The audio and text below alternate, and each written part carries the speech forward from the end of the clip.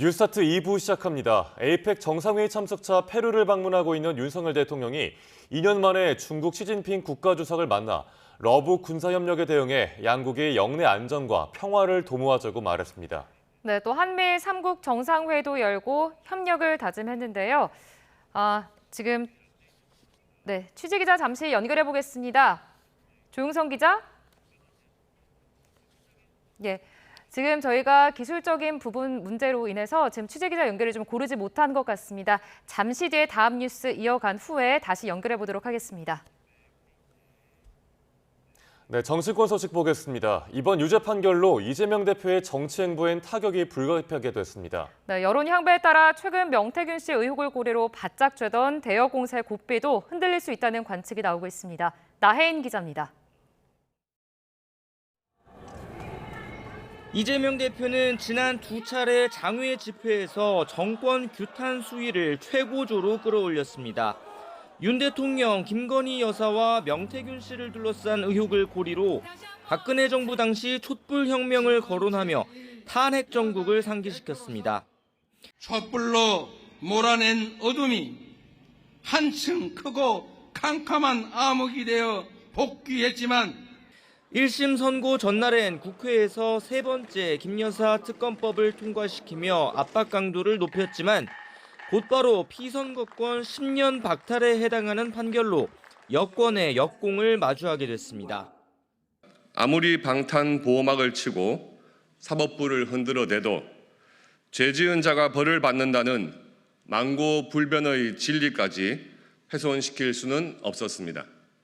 민주당 내부에선 당장 이 대표의 리더십이 흔들리진 않을 거란 전망이 우세합니다. 지난해 체포동의안 가결 사태 이후 총선 승리와 대표직 연임으로 일극 체제는 더 공고해졌다는 겁니다. 특히 원내에서 비명계로 분류할 만한 세력은 찾아보기 어렵고 국회 밖에서도 이 대표에 맞설 만한 대안은 아직 거론되지 않고 있습니다. 이재명 대표에 대한 기대가 계속 높아지고 있는 이유는 윤석열 정권을 결국 교체해야 된다는 국민의 판단이 확고하기 때문입니다. 그리고 현재로서는 야당의 사실상 유일한 지도자이고 이 대표가 지지층의 결집을 등에 업고 되레 대여 공세 고삐를 더 조여 재판 리스크를 정면 돌파하는 전략을 택할 수 있다는 전망도 그래서 나옵니다. 현실의 법정은 아직 2번 더 남아있고 그리고 민심과 역사의 법정은 영원합니다. 이 대표는 과거 경기지사 시절에도 하급심 유죄 판결을 뒤집고 기사회생한 경험이 있습니다. 다만 사법 리스크 첫 선고부터 예상치 못한 결과를 받아들었고 앞으로 남은 재판도 많다는 점에서 중도층 민심의 이탈을 막을 수 있을지는 미지수입니다. 당내에서 대여 공세의 날이 무뎌질 수도 있다는 우려가 나오는 이유입니다. YTN 나혜인입니다. 네, 조금 전 길수정 문대로 전해드리지 못했던 소식 먼저 전해드리도록 하겠습니다. 에이펙 참석차 페루를 방문하고 있는 윤석열 대통령이 중국 시진핑 국가주석을 만나 러북 군사협력에 대응해 양국의 영내 안정과 평화를 도모하자고 말했습니다. 네, 또 한미일 3국 정상회의도 열고 협력을 다짐했는데요. 취재기자 연결해 보겠습니다. 조용성 기자, 윤 대통령이 잇따라 정상회담을 열었죠? 네, 윤석열 대통령은 오늘 새벽 1시 6분부터 29분 동안 시진핑 중국 국가주석과 정상회담을 했습니다. 이 자리에서 윤 대통령은 북한의 도발과 러시아, 북한 군사협력에 대응해 한중이 평화를 위해 협력하길 바란다고 밝혔습니다. 직접 들어보겠습니다. 특히 북한의 연이은 도발과 우크라이나 전쟁, 러북 군사협력에 대응해 한중 양국이 영내 안정과 평화를 도모하는 데 협력해 나가기를 바랍니다. 또 지난 30여 년간 양국 관계의 중심축인 경제 분야 협력을 강화해 민생을 함께 증진하길 바란다고 덧붙였습니다. 이에 시진핑 주석은 정세가 어떻게 변하든 양국은 수교의 초심을 고수하고 교류 협력을 강화해 전략적 협력 동반자 관계를 발전시켜 나가자고 말했습니다. 이어 지역의 평화 안정과 발전 번영을 위해 더 많은 기여를 하자고 덧붙였습니다. 윤 대통령은 이어진 한미일 회담에 참석했습니다. 일본 이시바 총리가 처음으로 함께한 한미일 회담은 약 40분 동안 이어졌는데 이 자리에서 윤 대통령은 삼국 협력의 중요성을 강조했습니다. 윤 대통령은 회의 모두 발언에서 글로벌 위기 속에서 한미일 협력은 삼국 모두의 국익에 부합하고 인도태평양 지역의 평화와 번영을 위해 필수적이라고 강조하며 엄중한 영내외 안보 환경의 예시로 북한군의 러시아 파병을 들었습니다. 그러면서 이번 회의 결과로 출범하게 될 한미일 삼국협력 사무국은 더 큰 협력을 이끄는 든든한 기반이 될 것이라고 덧붙였습니다. 이에 바이든 대통령은 삼국협력이 인태지역의 평화와 안정을 위한 중추적인 역할을 앞으로도 이어질 것이라고 말했고, 이시바 총리는 삼국협력이 인태지역의 평화와 안정에 필수적인 역할을 수행하고 있다고 평가했습니다. 정상회담에 앞서 윤 대통령은 에이펙 정상회의 첫 세션인 초청국과의 비공식 대화에 참석해 북한과 러시아의 불법 군사협력은 세계 질서에 대한 중대한 도전이자 미래를 향한 에이펙의 협력을 저해야 한다고 지적했습니다. 또 북한과 러시아가 무모한 군사적 모험을 거두고 군사협력을 중단할 것을 강력하게 촉구하며 에이펙 정상들이 아시아 태평양 지역과 세계의 평화 안전을 위한 강력한 규탄의 목소리를 발신해달라고 요청했습니다. 윤 대통령은 현지 시간 16일 오전에는 에이펙 두 번째 세션에 참석해 내년 에이펙 정상회의 의장국으로서 비전을 밝힐 것으로 보입니다. 지금까지 YTN 조영성입니다. 네, 이어서 정치권 소식 다시 보겠습니다. 더불어민주당은 이재명 대표 1심 선고에 당혹스러운 표정을 감추지 못하고 있습니다. 무죄를 확신했던 만큼 충격도 더 크게 다가오는 모습인데요. 민주당은 명백한 정치 판결이라고 맹 비난하며 판결 내용을 조목조목 반박했습니다. 정인윤 기자입니다. 민주당 지도부는 이재명 대표 1심 선고 당일 아침까지도 무죄를 확신했습니다. 사실관계나 법리를 따져봤을 때 처벌 대상이 될 수조차 없다는 겁니다. 이재명 대표에 대해서 공직선거법은 기존의 법리 그리고 대법원 판례에 의해서도 완벽한 무죄다라는 점을 말씀드립니다. 하지만 무죄도 벌금형도 아닌 징역형 집행유예가 나오자 판결 2시간 만에 이재명 대표가 참석한 가운데 긴급 최고위원회의가 열렸습니다. 민주당은 이 대표가 하지도 않은 말로 검사가 조작 왜곡해 기소했는데 그걸 받아들였다며 명백한 정치 판결이라고 날을 세웠습니다. 무비판적으로 판결했으니 제대로 된 판결일 수가 없는 것입니다. 검찰이 시작한 윤석열 정권의 대선 후보 죽이기 정적 말살 시도에 판결로 화답한 것입니다. 판결 내용을 수긍할 수 없다며 법리를 들어 조목조목 반박에도 나섰습니다. 우선 이 대표가 고 김문기 씨와 골프를 쳤는지 여부를 말한 적이 없고 사진을 조작했다고 말했을 뿐인데 이를 확대 해석해 골프를 치지 않았다는 거짓말을 한 것으로 판결했다고 지적했습니다. 또 백현동 용도 변경을 둘러싼 국토교통부 협박 발언 자체가 과장된 표현일 순 있지만 여러 차례 공문이 왔던 만큼 그렇게 느낄 여지가 있다고 반론을 펼쳤습니다. 적극적으로 협조를 해달라는 얘기를 중앙정부가 11번, 그중에 3번은 직접 백현동 식품용품 부지만 찝어서 얘기를 하는데 심적 압박을 가하는 행위라고 생각을 안 하는 사람이 있을까요? 개별 의원들도 제각각 입장을 내고 수긍하기 어렵다. 사법개혁의 신호탄이 될 것이다. 3심제이므로 의연해야 한다는 등 일제히 재판부 판단을 성토했습니다. 문재인 정부 출신 민주당 의원들도 별도 입장문을 내고 정치검찰이 기어코 없는 죄를 만들어냈다며 미완의 검찰개혁을 반드시 완수하겠다고 목소리를 높였습니다. 이재명 대표의 사법 리스크가 첫 1심 판결로 결국 현실로 다가온 가운데 민주당은 윤석열 대통령 부부를 규탄하는 3차 장외 집회는 이번 판결과 무관하다며 이 대표와 함께 예정대로 진행하기로 했습니다. YTN 정인용입니다. 네, 이번 판결이 확정되면 타격은 정치인 이재명에만 국한되지 않습니다. 민주당이 지난 대선에서 보전받은 선거비용 수백억 원을 그대로 반환해야 하는데요. 김태원 기자가 전해드립니다. 이재명 대표가 지난 대선에서 47.83%를 득표하면서 더불어민주당은 지출한 선거비용과 기타금까지 모두 434억 7천만여 원을 국고에서 보전받았습니다. 후보자나 당의 경제력 차이로 선거 참여에 제약이 있어서는 안 된다는 이른바 선거 공영제에 따른 것으로 대통령 선거 후보자 득표율이 15%를 넘기면 선거비용 전액을 국가가 보전해주기 때문입니다.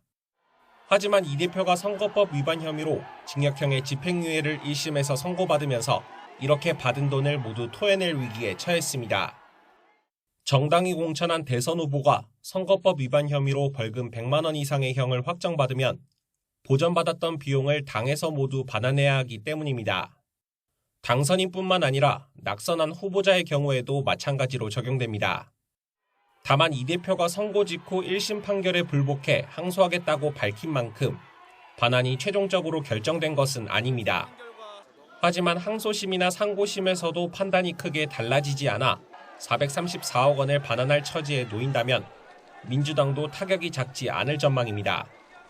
YTN 김태원입니다. 민주당 이재명 대표의 1심 선고 직후 국민의힘 한동훈 대표는 사법부의 결정을 존중하고 경의를 표한다고 밝혔습니다. 여당 의원들도 일제히 정의로운 판결이라며 환영의 뜻을 나타냈습니다. 손유정 기자입니다. 이재명 대표가 공직선거법 위반 1심 재판에서 예상보다 중한 형량을 받자 여권은 일제히 사필 규정이라고 평가했습니다. 한동훈 대표는 곧장 SNS 글을 올려 사법부의 결정을 존중하고 경의를 표한다고 밝혔습니다. 이번 선고로 민주당이 판사와 사법부를 겁박할지도 모르겠다며 국민의힘이 국민과 함께 사법부 독립과 공정의 의지를 반드시 지키겠다고 강조했습니다. 추경호 원내대표는 별도 간담회를 열고 대한민국의 정의가 살아있다는 것을 보여주는 판결이라며 2심, 3심의 조속한 판단을 촉구했습니다. 방탄의 둑을 겹겹이 쌓아도 정의의 강물을 막을 수는 없습니다. 비겁한 거짓말에 대해 사죄하길 바랍니다. 여당 정치인들도 일제히 법원 결정을 한 목소리로 환영했습니다. 방탄을 위한 그 어떤 협박과 꼼수도 법치를 피해갈 수 없다고 질타하면서 이재명 대표와 민주당을 향해 판결을 겸허히 수용할 것을 요구했습니다. 당내에선 이번 이 대표 징역형 판결로 김건희 여사 논란을 비롯한 여권발 악재가 다소 수그러들며 국면 전환이 될 수 있을 거란 기대감도 읽힙니다. 특히 야당을 겨냥해 특별감찰관 후보 추천을 압박하며 김 여사 특검 공세를 적극 방어하는 전략으로 나설 거란 분석이 적지 않습니다. 다만 윤석열 대통령 부부의 공천 개입 의혹이 추가로 제기될지가 주요 변수로 꼽히는데 여당은 일단 여론 추이를 보며 오는 25일 이 대표 위증교사 혐의 1심 결과에도 촉각을 곤두세우고 있습니다. YTN 손효정입니다. 조국혁신당 조국 대표는 민주당 이재명 대표의 1심 선고를 두고 일부 허위가 있을 수 있지만 그런 걸 가지고 국회 일당 대표의 정치 생명을 끊는 게 온당한 일인지 의문이 있다고 말했습니다. 조 대표는 국회의원 회관에서 열린 혁신당 서울특별시당 당원대회 축사에서 정치로 해결할 문제를 법률로 해결하는 게 민주주의 발전에 도움이 되는지 의문이라며 이같이 지적했습니다. 그러면서 미국 대선 같은 경우 후보 간 격렬한 논쟁이 벌어지고 결과적으로 수많은 허위가 있지만 기소가 이루어지지 않았다며 깊이 생각해봐야 할 문제라고 강조했습니다. 이재명 대표 선거법 위반 혐의 1심 선고가 진행되는 동안 법원 있는 서울 서초동은 찬반 세력이 몰리며 반으로 갈라졌습니다. 네, 법원에 출석한 이 대표에게는 신발이 날아들기도 했습니다. 양동훈 기자가 보도합니다. 1심 선고를 앞둔 이재명 민주당 대표가 서울중앙지방법원에 들어서고 대기하고 있던 의원들과 밝은 표정으로 인사합니다. 그런데 갑자기 이 대표 쪽으로 신발이 날아듭니다. 놀란 경호원들은 이 대표 앞을 가리고 나서고 신발을 던진 남성은 경찰에 끌려나갑니다. 혼란스러운 서초동 일대는 재판이 시작되기 훨씬 전부터 반으로 갈라진 상태였습니다. 이재명 대표 지지자들은 대검찰청과 서울고등검찰청 사이 도로에서 집회를 벌였습니다. 이재명은 무죄다! 정치검찰 해체하라! 보수단체는 인근에 있는 법원 바로 앞, 법원 삼거리에서 목소리를 높였습니다. 이재명을 구속하라! 구속하라! 이 대표에게 징역형의 집행유예가 선고되자 두 곳의 분위기도 극명하게 갈렸습니다. 무죄를 주장하던 집회에서는 지지자들이 울부짖었고 급기야 실신하는 경우까지 나왔습니다. 이제 시작입니다. 항소심 남았고 상고심 남았고 몇 년이 걸릴지 모릅니다. 반면 보수단체 집회에서는 환호성이 터져나왔습니다. 진영 1년에 집행유예 2년! 찬반 세력이 몰리며 서초동에는 긴장감이 감돌았지만 경찰이 기동대 46개 부대 2,400여 명을 배치하고 양측을 철저하게 분리하면서 물리적 충돌은 벌어지지 않았습니다. YTN 양동훈입니다.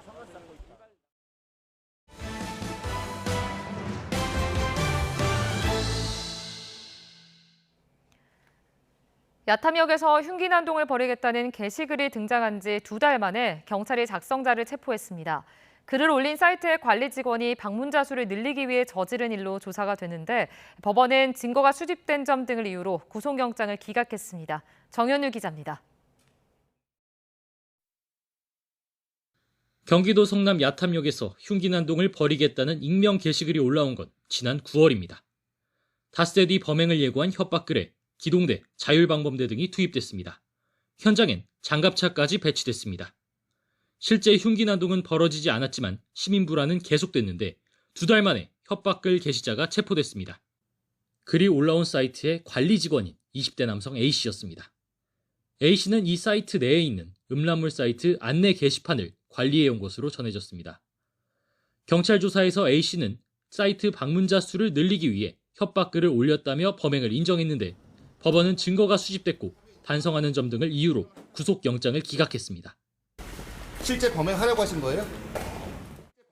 경찰은 이 사이트 운영자와 또 다른 관리자 등 3명도 음란물 유포 방조 혐의로 입건했습니다. 이들은 앞서 경찰 수사에 잘 협조하고 있다는 입장문을 사이트에 올렸지만 실제로는 익명 사이트라 작성자를 알 수 없다며 협조하지 않은 것으로 전해졌습니다. 결국 경찰은 국제공조수사와 사이트 국내 사무실에 대한 압수수색 등을 통해 작성자를 특정했습니다. 경찰은 A씨의 협박글로 인해 3주 동안 현장에 배치된 경찰 인력만 500명이 넘는 등 행정력이 낭비됐다며 A씨를 상대로 비용에 대한 구상권을 청구하는 방안도 검토하고 있다고 밝혔습니다. 또 야탐역 사건 이후 부천역 등에서 흉기난동 예고글이 올라오면서 모방범죄 우려도 커진 만큼 비슷한 사건에 대해서도 적극 수사해 작성자를 검거하겠다고 밝혔습니다. YTN 정윤우입니다. 퇴근 시간 경기 양주시의 고속도로에서 차량 4대가 연이어 부딪혀 1명이 병원으로 옮겨졌습니다. 서해안 고속도로에서도 오중 추돌로 1명이 숨지는 등 고속도로 사고가 잇따랐습니다. 사건 사고 소식 윤태인 기자가 전해드립니다. 비상등을 깜빡이는 SUV의 오른쪽 뒤에 있는 범퍼가 너덜너덜합니다. 뒤에 있는 다른 차량은 마치 종이 뭉치를 구긴 듯 원래 모습을 알기 어려울 정도로 찌그러졌습니다. 어제 오후 6시 반쯤 경기 양주시 수도권 제2순환고속도로 성문령 터널 근처에서 SUV가 앞서가던 승용차를 추돌하는 등 차량 4대가 잇따라 부딪힌 겁니다. 퇴근 시간대 회사로는 막히니까 정체가 되니까 우리 추돌을 한 거죠. 이 사고로 SUV가 추돌한 승용차에 타고 있던 20대 여성이 병원으로 옮겨졌습니다. 경찰은 사고로 인한 SUV 운전자가 안전거리를 확보하지 않은 것으로 보고 자세한 사고 경위를 파악하고 있습니다. 갓길에 멈춰있는 차량으로 뿌연 연기가 하늘 높이 솟아오릅니다. 충북 진천군에 있는 중부고속도로 진천나들목 근처에서 남이 방향으로 가던 SUV에 불이 난 건 어젯밤 9시 50분쯤. 다행히 다친 사람은 없었고 불은 20분 만에 꺼졌습니다. 운행에다가 엔진에서 연기가 나고 갓길로 멈췄었는데 발화가 된 거예요, 엔진에서. 경찰은 운전자의 진술 등을 토대로 엔진룸이 과열돼 불이 시작한 것으로 보고 있습니다. 어제 오후 4시 20분쯤에는 경기 화성시 서해안고속도로 8탄 분기점 근처에서 목포 방향으로 가던 1톤 트럭과 승용차 4대가 잇따라 부딪혔습니다.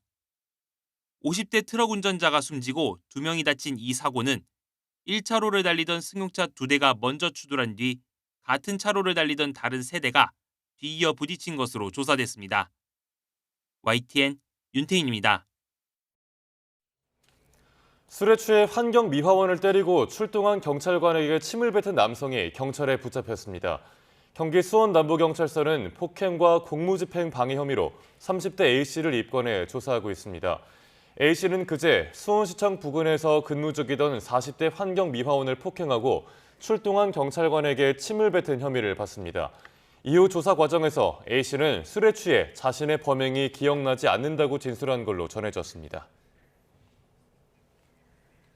서울 남부지방검찰청이 주가를 인위적으로 띄어 수백억 원대 부당이득을 챙긴 혐의로 투자자 58살 이모 씨를 구속 상태로 재판에 넘겼습니다. 이 씨는 중앙첨단 소재와 신재생 에너지 업체인 퀀타피아의 주가를 시세 조종해 각각 140억 원과 11억 원 상당의 부당이득을 챙긴 혐의를 받습니다. 이 씨는 또 퀀타피아의 전환사채 발행 허위 공시로 50억 원 상당의 부당이익을 챙긴 혐의를 받습니다. 실제 지난해 한 주당 700원이던 콘타피아 주가는 주당 4,700원까지 올랐습니다. 아내가 숨지기 전 사생활을 개인 성인 방송에서 폭로하겠다며 협박하고 감금한 혐의로 재판에 넘겨진 전직 군인이 항소심에서도 실형을 선고받았습니다. 인천지방법원은 감금 협박 혐의로 기소된 30대 남성 A씨에게 1심과 마찬가지로 징역 3년을 선고했습니다. 재판부는 검사는 피해자가 극단적 선택을 한 상황을 양형 조건에 반영해야 한다고 주장했지만 A씨가 피해자에게 성인 방송 출연을 강요했다는 내용이 기소되지 않아 죄형 균형의 원칙에 맞지 않는다며 원심의 형이 너무 가벼워서 부당하다고 보기 어렵다고 설명했습니다. 수능이 끝나고 갓 입시업체들은 가채점 예상 결과를 속속 발표하고 있습니다. 지난해보다 쉬어서 고득점자가 많을 것으로 예상되는 탓에 막판 눈치 작전은 한층 더 치열해질 걸로 보입니다. 염혜원 기자입니다. 수능이 끝나고 이제 대학 입시 2라운드가 펼쳐집니다. 입시업체들은 수능 가채점 결과를 토대로 등급별 커트라인을 공개했습니다. 시험이 쉬울수록 하락하는 표준 점수 최고점은 지난해 수능에 비해 많이 떨어질 걸로 예측됐습니다. EBS가 예측한 표준 점수 최고점은 국어는 12점, 수학은 4점 더 낮았습니다. 입시업체들이 예상한 1등급 커트라인은 국어는 130에서 131점 정도, 수학은 131에서 133점으로 형성돼 있습니다. 당초 어려울 것으로 점쳐졌던 수능이 다소 평이하게 출제되면서 같은 등급 안에 동점자가 많은 상황을 걱정하게 됐습니다. 막판 눈치 싸움이 더 치열할 수밖에 없는 겁니다. 같은 1등급 안에 들어왔다 하더라도 그 표준 점수에 해당하는 구간대 학생이 몇천 명이 된다라고 하면은 사실은 경쟁력을 잃게 되는 거죠. 그러면은 다른 과목에서 잘 봤거나 뭐 이런 또 다른 변수가 있지 않으면 이 과목을 아무리 잘 봤다 하더라도 경쟁력은 사실은 발휘가 불가능할 수 있는 상황일 수도 있습니다. 당장 주말부터 수시 지원했던 대학들에서 논술과 면접고사가 진행됩니다. 전문가들은 수능 최저 등급을 못 맞출 것 같더라도 변수가 많은 만큼 꼭 응시할 것을 권유합니다. 반대로 수능 점수를 잘 받아서 정시를 통해 수시 지원했던 학교보다 더 높은 곳에 지원하고 싶다면 반드시 보수적으로 접근하라고 조언합니다. 자유전공학부가 증가한 거, 이거의 영향을 좀 더 많이 받을 것 같아요. 왠지 인원이 많으면 내가 합격할 것 같거든요. 그래서 중위권 학생들도 마찬가지로 조금 소신 또는 상향 지원을 할 개연성도 있고요. 또 이번 수능에서도 자연계 학생들이 사회탐구를 선택하는 비중이 높았기 때문에 탐구 영역 선택 과목별 표준 점수가 어떻게 요동칠지도 문이과 학생 모두에게 막판 변수가 될 수 있습니다. YTN 염혜원입니다.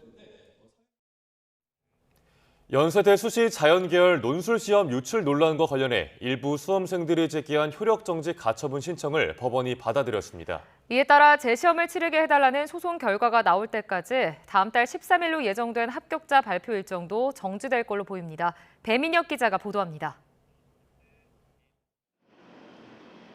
법원은 시험의 공정성을 이유로 수시 자연계열 논술 전형 입시 절차를 중단해달라는 일부 수험생의 요구를 받아들였습니다. 재판부는 오직 논술 시험 점수로만 합격 여부가 결정되는 전형의 특성을 볼 때 시험의 공정성이 절대적으로 중요하다고 강조했습니다. 이를 위해 모든 응시자가 사회적 통념상 같은 조건과 환경에서 시험을 본 게 전제돼야 한다고 말했습니다. 그런데 시험지가 1시간 일찍 배부됐을 때 문제지 상태 등을 확인하는 작업이 함께 이루어졌다며 수험생들의 의도와 관계없이 문제가 어느 정도 노출된 것으로 봤습니다. 또 시험지를 회수한 뒤에도 시험장을 드나들거나 전자기기를 사용하는 데에 별다른 제재가 없었던 것으로 보인다고 말했습니다. 재판부는 이 과정에서 일부 수험생들은 미리 얻은 정보를 활용해 시험에 대비할 기회를 가졌고 다른 고사장에 있는 수험생들에게도 시험 정보가 전달됐을 가능성이 높다며 공정성이 훼손됐다고 봤습니다. 또 감독위원들은 문제지 회수 외부 유출을 막기 위한 적절한 조치를 하지 않았는데 이들의 관리 책임은 학교 측에 있다고 지적했습니다. 그러면서 재시험 등을 통해 정해진 기한 내에 전형을 마무리할 수 없다는 연세대 측의 주장에 대해서는 공정성 문제가 불거지고 한 달 이상이 지났지만 아무 조치를 하지 않아 스스로 시간 부족을 초래했다고 지적했습니다. 앞서 일부 수험생들은 논술 시험의 효력을 정지해달라는 가처분 신청과 시험을 다시 치르게 해달라는 소송을 함께 제기했습니다. 이번 법원의 판단에 따라 재시험 요구 소송 결과가 나올 때까지 다음 달 13일로 예정됐던 합격자 발표 일정도 정지될 것으로 보입니다. YTN 배민혁입니다. 교육부는 법원이 연세대 자연계 논술 합격자 발표 정지를 결정한 데 대해 대학 측이 대안을 제시해야 한다고 촉구했습니다. 교육부는 입장문을 통해 연세대가 올해 입시 일정에 미치는 영향이 없도록 법원의 결정 취지에 부합하는 대안을 내놓으라고 밝혔습니다. 그러면서 연세대가 대책을 고민하고 있는 걸로 알고 있다며 마련되는 대로 공지할 걸로 파악됐다고 말했습니다. 학교가 남녀공학 전환 움직임을 보이고 있다며 반발하고 있는 동덕여대와 성신여대 학생들이 집회를 열었습니다. 동덕여자대학교 공학전환 반대 총력대응위원회는 어제 오후 5시 동덕여대 정문 앞에서 집회를 열고 학교가 학생들의 의견을 수렴하고 적극적으로 소통해달라고 요구했습니다. 앞서 오후 4시에는 성신여자대학교 총학생회와 학생들이 남성 유학생 수용을 중단하라며 시위를 벌였습니다. 동덕여대와 성신여대 학생들은 대학 본부가 일부 학과에서 남학생 선발 계획을 세우는 등 공학 전환 움직임을 보인다며 반발하고 있습니다. 폴란드 정부가 코로나19 팬데믹 이후 4년 만에 북한의 외교관을 복귀시켰다고 밝혔습니다. 폴란드 외무부는 현지 시간 15일 낸 보도자료에서 지난 11일부터 16일까지 외무부 대표단이 답사차 평양을 방문 중이라며 북한 주재 폴란드 대사관은 당분간 제한된 인력의 임시 공관으로 운영될 예정이라고 전했습니다. 폴란드는 이번 대표단 방문이 북한에서 폴란드의 외교적 입지를 복원하고 공관 건물 보수 공사 등 외교관 상주를 위한 조치가 필요한지 검토할 목적이라고 설명했습니다. 북한 주재 폴란드 대사관 직원들은 코로나19로 인한 북한의 국경 폐쇄에 따라 2020년 12월 북한에서 철수했습니다. 코로나 팬데믹 이후 북한 공관을 재가동하는 서방 국가는 폴란드가 두 번째입니다.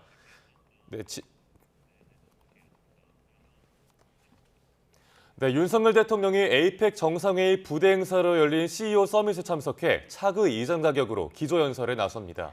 네, 윤 대통령은 내년 경주 에이펙 정상회의 비전을 제시하고 아시아 태평양 지역 기업인들의 적극적인 참여도 당부할 예정인데요. 현장 바로 연결해 보겠습니다. 다시 만나게 돼서 기쁩니다. 이제 30대 청년이 된 에이펙은 글로벌 무역 투자의 자유화를 이끄는 세계 최대의 경제 협력체가 되었습니다. 이러한 에이펙의 성공의 역사를 써온 주역은 바로 기업인 여러분들이십니다. 기업인 여러분의 열정과 혁신이 그동안 많은 성과를 이루어냈습니다. 1997년부터 시작된 기업인 여행 카드가 대표적이라고 할 수 있습니다. 여러분도 갖고 계실 텐데 이 카드만 있으면은 아태 지역 내에서 비자 없이 패스트 트랙으로 출입국이 가능합니다. 코로나 팬데믹으로 이동이 제한되던 시기에 모바일 카드로 업그레이드 되었습니다. 안전성과 편리성이 더 높아지면서 지금은 40만 장이 넘는 카드가 발급되어 널리 활용되고 있습니다. 아태 지역의 경제 통합을 위한 아태 자유무역지대 구축 비전은 20여 년 전 경제인들의 제안으로 논의가 시작됐습니다. 역내 무역과 투자의 자유화를 위한 제언은 오늘날 RCEP, CPTPP와 같은 메가 FTA가 결실을 맺는 촉매제가 됐습니다. 또한 기업인 여러분은 에이펙이 미래 AI 시대를 대비할 수 있도록 앞장서 주셨습니다. 2020년 AI 분석 보고서를 시작으로 지난해에는 영내 AI 규범 구축과 상호 간 협력을 제안하셨습니다. 한국도 2022년 뉴욕 구상을 시작으로 2023년 파리 이니셔티브, 또 2024년 AI 서울 정상회의 서울 선언에 이르기까지 AI 디지털 규범 정립에 앞장서 왔습니다. 기업인 여러분, 올해 에이펙 의장국인 페루는 그야말로 많은 성과를 이루어냈습니다. 무엇보다 공식 글로벌 경제로의 전환 로드맵을 마련했습니다. 2035년까지 혁신과 디지털화를 통해 포용적인 경제 환경을 조성하는 것으로 그동안 소외되었던 중소기업, 여성, 장애인 등 취약계층이 공식 경제에서 활동할 수 있는 토대가 될 것입니다. 에이펙의 포용성과 지속 가능성을 제고하는 페루의 제안을 높이 평가합니다. 또한 페루는 의장국으로서 아태 자유무역지대 작업 계획에 대한 합의를 이끌어내는 리더십을 발휘했습니다. 이제 에이펙의 경제 통합이라는 목표에 한 걸음 더 다가가게 되었습니다. 식량 손실, 폐기의 예방 감축 원칙도 채택됐습니다. 영내 불균등한 식량 수급 개선과 지속 가능한 식량 공급망 체계에 대한 화두를 제시함으로써 식량 안보와 지역 통합의 중요성을 재조명한 성과로 매우 시의 적절합니다. 아울러 기후위기 대응을 위한 청정 및 저탄소 수소 정책 지침을 채택하여 에이펙 내 수소 에너지 공급망 협력을 한층 강화했습니다. 이는 녹색 순환 경제를 목표로 하는 2022년 방콕 선언의 이행과 무탄소 청정 에너지로의 전환에 크게 기여할 것으로 기대됩니다. 차기 의장국인 대한민국은 올해 페루가 거둔 성과를 이어받아 더욱 발전시켜 나가겠습니다.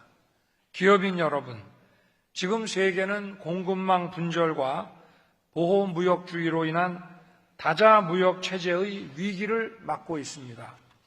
또한 기후위기와 저성장의 고착화, 우크라이나와 중동의 지정학적 리스크 등 세계 경제의 불확실성도 커지고 있습니다.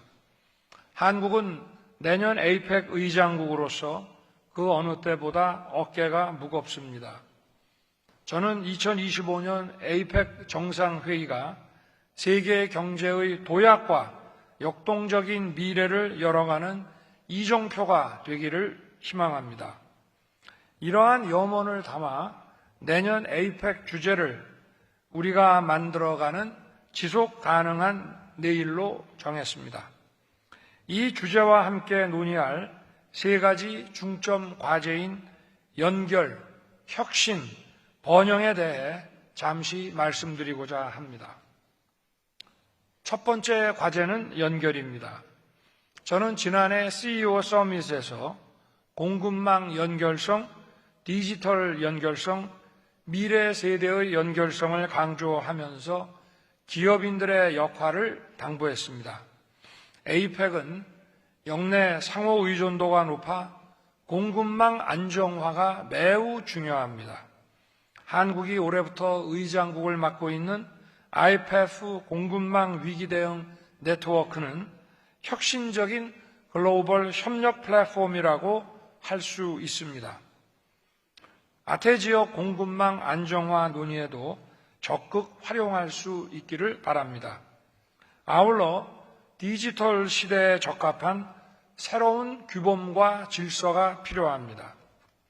한국이 올해부터 참여한 디지털 통상 협정은 디지털 연결성의 좋은 플랫폼이 될 것입니다.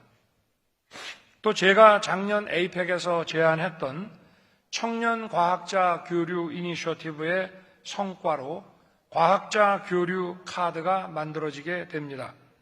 우선 내년에 한국, 페루, 호주, 필리핀 등에서 시범 운영할 예정입니다. 미래 세대의 교류와 연결성 확장의 첫 단추가 되기를 기대합니다. 내년 에이펙은 그간의 성과를 마중물로 인적, 물적, 제도적 연결성을 다양한 방면에서 더욱 심화하는 자리가 될 것입니다. 두 번째 과제는 혁신입니다. 이제 바야흐로 AI 대전환의 시대입니다. AI가 기업 경쟁력과 국가 안보를 좌우하고 세계 경제의 패러다임을 바꾸고 있습니다.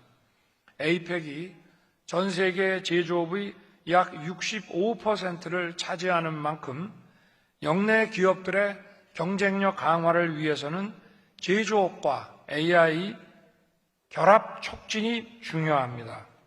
이를 위해 산업 AI 모범 사례를 발굴하고 확산하기 위한 워킹 그룹을 설치하겠습니다. 또한 공통의 표준과 인증 체계 구축을 위한 에이펙 AI 표준 포럼의 창설을 제안합니다. 이와 함께 AI의 혁신적 가치를 제대로 활용하려면 안전성과 신뢰성 확보가 뒷받침되어야 합니다. 한국은 보편적 디지털 규범을 담은 디지털 권리 장전을 마련하였고 이달 AI 안전연구소를 설립합니다.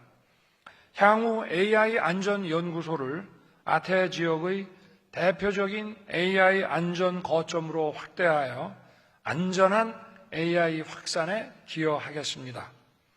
마지막으로 세 번째는 번영입니다. 에이펙의 공동 번영을 위해서는 기후변화와 에너지 문제가 해결되어야 합니다. 내년 에이펙 계기에 정부와 국제기구, 에너지 수요기업과 공급기업이 참여하는 무탄소 에너지 서밋을 개최할 계획입니다. 올해 페루에서 논의된 수소를 포함하여 원전, 재생에너지와 같은 무탄소 에너지를 활용한 탄소 중립 달성 방안을 함께 모색할 것입니다. 한편 국가 경제의 중추를 담당하는 중소기업의 역할도 매우 중요합니다. 에이펙 역내 중소기업의 비중은 약 97%로 고용의 50% 이상을 창출하고 있습니다. 페루가 제안한 공식 글로벌 경제로의 전환 로드맵을 이어받아 내년에도 역내 중소기업의 혁신과 경쟁력 제고를 위한 스타트업 포럼 등 다양한 기회를 마련하겠습니다. 에이펙 기업인 여러분, 내년 에이펙 정상회의는 대한민국의 역사와 문화를 간직한 천년 고도 경주에서 개최됩니다. 2005년 부산 에이펙 정상회의 이후 20년 만에 한국에서 다시 열리게 되어 매우 뜻깊게 생각합니다. 무엇보다 세계인들은 영향력 있는 글로벌 기업인들이 함께하는 CEO 서밋에 주목할 것입니다. 에이펙 경제인 여러분의 많은 관심과 적극적인 동참을 바랍니다. 도시 전체가 유네스코 세계문화유산인 지붕 없는 박물관 경주로 여러분을 초대합니다. 내년에 한국에서 뵙겠습니다. 감사합니다. 네, 차기 의장 자격으로 기조연설에 나선 윤석열 대통령의 발언 보고 오셨는데요. 차기 의장국인 대한민국이 올해 페루가 거둔 성과를 이어받아 또 발전시키겠다는 언급을 했습니다. 또 내년 에이펙 주제와 함께 세 가지 중점 과제인 연결, 혁신, 번영에 따라 기업인의 역할에 대해서 당부하는 말을 했고요. 또 무탄소 에너지를 활용한 탄소 중립 달성 방안도 함께 모색하겠다고 밝혔습니다. 네, 또 차기 의장국으로서 에이펙이 20년 만에 한국에서 개최가 되고 대한민국 역사와 문화를 간직한 경주에서 열리게 돼서 뜻깊게 생각한다고도 말했는데요. 자세한 윤 대통령의 기조연설 내용은 정리되는 대로 다음 뉴스에서 전해드리겠습니다. 네, 다음 뉴스로 이어갑니다. 보통 몸무게를 신장의 제곱으로 나눈 BMI 척도로 비만인지 아닌지를 구별하는데요. 네, 식습관과 생활 양식은 서구화했는데 한국인의 BMI 비만 지수는 지나치게 낮아 그 기준을 높여야 한다는 연구 결과가 나왔습니다. 김주영 기자가 보도합니다. BMI라고 하는 게 체질량 지수. 건강을 챙기기 위해 운동을 하다 보면 BMI, 신체 질량 지수를 쉽게 접하게 됩니다. 키와 몸무게로 저체중부터 정상 혹은 비만인지를 구분하는데 25 이상이면 비만으로 분류합니다. 이 방식에 따르면 남성의 경우 키 173cm에 70kg도 과체중이고 75kg 정도 되면 비만에 해당합니다. 국민 평균 키를 기준으로 볼 때 남성은 173cm에 60kg대, 여성은 160cm에 50kg대를 유지해야 정상인 셈입니다. 이렇다 보니 국민 상당수가 비만이라는 결론이 나오게 됩니다. BMI 지수가 25 이상을 우리가 흔히 비만이라고 하는데요. 전체의 47%가 남성은 비만률을 보이고 있습니다. 이 기준이 맞는다면 각종 성인병 발생도 BMI 25 구간에서 급증해야 하지만 현실은 달랐습니다. 국민건강보험공단 건강보험연구원이 성인 840여만 명을 21년간 추적 관찰한 결과 오히려 25 구간에서 사망 위험이 가장 낮았습니다. 또 고혈압이나 당뇨병 등 심내혈관 질환도 더 높은 수치에서 가장 큰 발생 위험을 보였습니다. 이 때문에 전문가들은 국내 비만 기준을 BMI 25에서 27로 높이는 게 적절하다고 제안했습니다. 이렇게 되면 남성은 173cm에 80kg대, 여성은 160cm에 70kg대가 돼야 비만에 속하게 됩니다. BMI가 증가하는 것 자체는 문제이겠지만 오히려 27 구간에서 다른 구간에 비해서 질병 발생 위험도가 높게 나타난 결과를 바탕으로 해외의 경우 세계보건기구는 BMI 30 이상을, 중국은 28 이상을 비만으로 보는 상황입니다. 이번 연구 결과를 토대로 보건당국과 학계가 추가 논의를 거친 뒤 국내 적용 여부를 결정할 전망입니다. YTN 김주영입니다. 시가총액 1위인 삼성전자가 저가 매수세에 힘입어 4만 전자 불명예를 하루 만에 벗어던졌습니다. 하지만 트럼프 당선인 인수팀이 전기차 보조금 폐지를 검토하고 있다는 보도에 2차 전지 관련 종목들이 무더기로 떨어지며 코스피 하락세를 이끌었습니다. 이형원 기자입니다. 삼성전자가 5만 원대로 다시 올라섰습니다. 4년 5개월 만에 4만 원대로 주저앉은 지 하루 만입니다. 6거래일 만에 크게 반등하면서 장중 한때 5만 4천 원을 넘기도 했습니다. 종가 기준으로도 7% 넘게 폭등한 채 문을 닫았습니다. 주가가 바닥을 쳤다는 기대감에 저가 매수세가 몰렸고 외국인 투자자들도 13거래일 만에 순매수로 돌아섰습니다. 밤사이 뉴욕 증시에서 ASML과 엔비디아 등 반도체 관련주가 오른 것도 투자 심리에 힘을 실었습니다. 이 여파로 SK하이닉스도 하루 전 5% 급락세에서 벗어나 3%대 반등에 성공했습니다. 이렇게 반도체주가 끌었지만 코스피는 맥없이 하락 마감했습니다. 2차 전지 관련 종목이 10% 넘게 폭락하면서 전체 주가를 끌어내렸습니다. 트럼프 인수단이 IRA 폐지를 지금 추진할 수 있다, 하겠다 이런 식으로 나온 거라서 선제적으로 2차 전지 관련주를 좀 매도하는. 정부가 구두 개입할 정도로 불안했던 환율은 다소 진정됐습니다. 오후 3시 반 기준으로 6원 넘게 내리면서 나흘 만에 1,400원 아래로 내려왔습니다. YTN 이영훈입니다. 김장 재료값이 부쩍 오르면서 김장을 포기하는 이른바 김포족이란 신조어가 나올 정도로 부담 느끼는 분들 많은데요.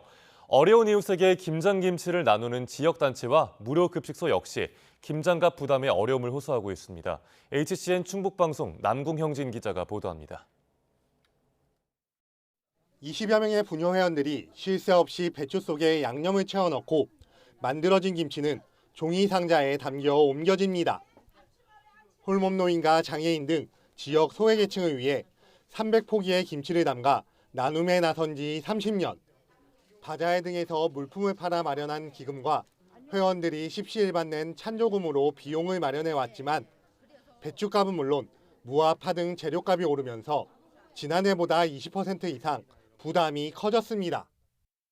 힘들어가지고 이거를 많이 줄이려고 했어요. 줄여가지고 그냥 우리 형편대로만 하려고 했는데 그래도 여기 도와주시는 분들이 우리 회원들이 많이 일반으로 많이 해줘가지고.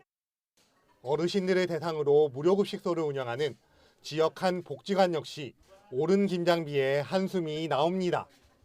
기업 후원이 끊기면서 개인 기부와 복지관 운영비 일부를 더해 김장비를 마련했는데 예산은 한정된 반면 비용은 커지면서 양을 조절하고 있습니다. 최근에 이제 김장가시 계속 오르다 보니까 후원금이나 후원 물품의 어떤 규모는 그대로지만 양이 계속 줄어들고 있는 상황이거든요. 그래서 저희도 운영하는 데 있어서 그 후원금이 굉장히 좀 부족한 상황입니다. 취약계층에게 따뜻함을 전해줬던 김장김치가 고물가의 직격탄을 맞으면서 어느 때보다 추운 겨울이 예상됩니다. HCN 뉴스 남궁형진입니다.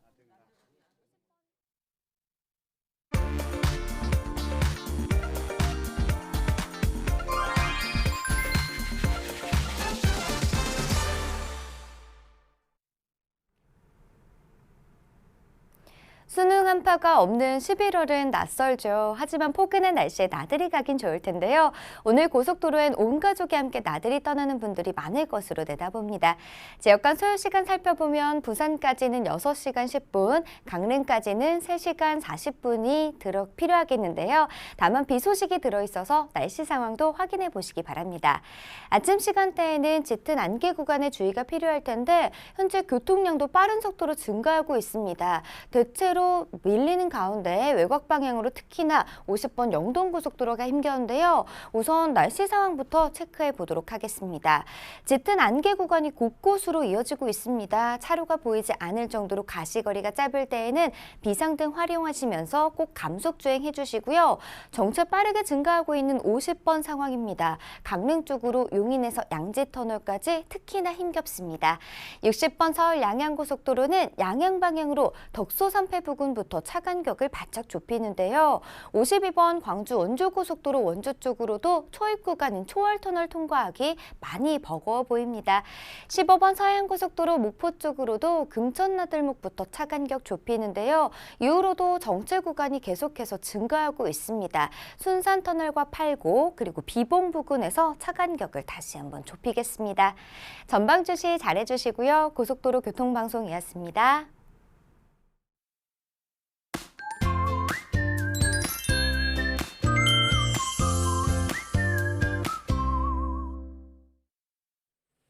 이번 주말은 비 소식이 있습니다. 오늘은 중부와 호남 그리고 내일은 동해안과 강원 산간에 비나 눈이 오겠는데요. 중부와 호남에는 5에서 10mm, 제주도에 최고 40mm, 강원 산간에는 내일부터 최고 5cm의 눈이 오겠습니다. 이 비가 내리면서 내일부터는 기온이 뚝 떨어집니다. 오늘은 서울의 낮 기온이 19도지만 내일은 11도에 머물겠고 월요일에는 낮에도 한 자릿수의 기온이 머물면서 쌀쌀하겠습니다. 오늘 제주도는 종일 비가 오겠고요. 오전부터 중부와 호남에는 비가 오겠습니다. 현재 기온 살펴보겠습니다. 현재 서울이 15.8도, 청주가 13.3도고요. 낮 기온은 서울이 19도, 대구가 21도, 창원 22도로 포근할 것으로 보입니다. 하지만 월요일에는 서울 아침 기온이 영하 1도까지 뚝 떨어질 전망입니다. 날씨였습니다. 뉴스타트 2부 마칩니다. 잠시 후 3부가 이어집니다. 시청해주신 여러분 고맙습니다.